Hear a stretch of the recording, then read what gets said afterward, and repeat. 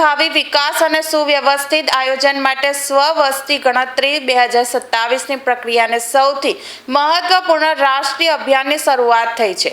ભારત સરકારના વિશેષ ડિજિટલ સુવિધા સ્વ-ગણતરી અભિયાન અંતર્ગત સુરત જિલ્લા કલેક્ટર કચેરી ખાતેથી જિલ્લા કલેક્ટર તેજસ પરમારે અભિયાનના ચોથા દિવસે કલેક્ટર કચેરીથી ઓનલાઈન પોર્ટલ પર પરિવારની વિગતો ભરીને આ રાષ્ટ્રીય કાર્યમાં પોતાની સક્રિય ભાગીદારી નોંધાવી હતી। તેમણે વધુમાં જણાવ્યું હતું કે તેમણે પોતે પણ સ્વ-ગણતરી પ્રક્રિયામાં ભાગ લઈને પોતાના ઘરની માહિતી નોંધાવી છે અને આ પ્રક્રિયા ખૂબ જ સરળ તથા સુલભ છે।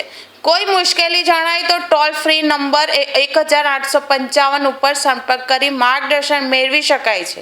તમામ નાગરિકોને આ રાષ્ટ્રીય અભિયાનમાં સક્રિય ભાગ લેવા અને દેશના વિકાસ માટે સહભાગી બનવા અનુરોધ કરવામાં આવ્યો હતો।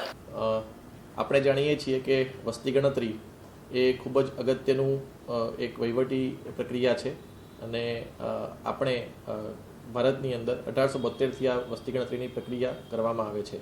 તો આ સંદર્ભે આ 2026-27માં વસ્તી ગણતરીનો પ્રારંભ થઈ ચૂક્યો છે અને ગુજરાતમાં તારીખ 17મી મેથી 31મી મે દરમિયાન વ્યક્તિ પોતાના ઘરે બેઠા ઓનલાઈન લેપટોપના માધ્યમથી અથવા ડેસ્કટોપના માધ્યમથી અથવા સ્માર્ટફોનના માધ્યમથી પોતાનું સ્વગણતરી કરી શકે છે, એટલે કે સેલ્ફ ઇન્યુમરેશન કરી શકે છે।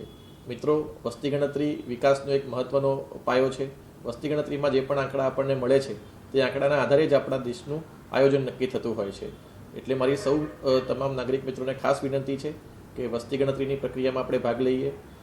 આ પહેલો તબક્કો જે છે એમાં આપણે અત્યારે દરેક ઘર જઈને અમારા ગણતરીદાર જે છે એ ઘરની માહિતી મેળવશે અને તેમાં કુલ 33 પ્રકારના પ્રશ્નો છે એ પૂછવામાં આવશે। પહેલા તબક્કાની જે કામગીરી છે આમ તો 1 જૂનથી લઈને 30 જૂન સુધી ચાલવાની છે, પરંતુ તેના પહેલાં સૌ પ્રથમ વખત આપણે વ્યક્તિને પોતાને પણ પોતાની બાબત અથવા તો માહિતી છે એ આપવાની એક આ વખતે પહેલ કરવામાં આવી છે, જે અંતર્ગત 17મી મેથી 31મી મે દરમિયાન પોતે પોતાના ઘરે બેસીને મેં અગાઉ જણાવ્યું તેમ પોતાની માહિતી ભરી શકે છે, એટલે કે સેલ્ફ ઇન્યુમરેશન કરી શકે છે। મેં પોતે પણ આજે આ પ્રક્રિયામાં ભાગ લઈને જે અમારા ઘરની જે માહિતી છે એ આજે ભરી છે। ખૂબ જ સરળ પ્રક્રિયા છે અને કોઈ પણ પ્રકારની એમાં આમ જોવા જઈએ તો કોમ્પ્લેક્સિટી નથી। પોતાની રીતે સ્માર્ટફોનની ઉપર અથવા તો પછી લેપટોપ અથવા તો ડેસ્કટોપમાં અથવા ઇન્ટરનેટના કોઈ પણ જગ્યાએથી માધ્યમથી તમે પોતાના ઘરની જે વિગતો છે એ આ સેલ્ફ ઇન્યુમરેશન તમે ભરી શકો છો। જો કોઈ પણ પ્રકારની તકલીફ જણાય તો તમે 1855 એટલે કે 1855 નંબરનો પણ સંપર્ક કરીને માહિતી મેળવી શકો છો। આપણે આશા રાખીએ છીએ કે વધુમાં વધુ લોકો પોતાની રીતે આ ગણતરીમાં ભાગ લે।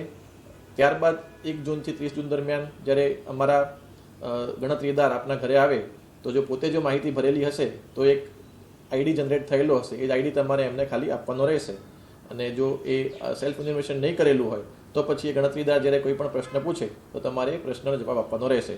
પરંતુ આજે અત્યારે જે મારું સૂચન છે સૌને અને જે નમ્ર વિનંતી છે કે 17મી મેથી 31મી મે દરમિયાન તમે પોતાની જે માહિતી છે એ તમે ભર્યું તો એ ખૂબ જ સરળતાથી આપણે કરી શકીએ છીએ અને એનો ઉપયોગ જે છે આપણે આગળ વસ્તી ગણતરી દરમિયાન કરવાના છીએ। એટલે સૌ મિત્રોને ફરીથી મારી વિનંતી છે। આભાર। જય હિન્દ।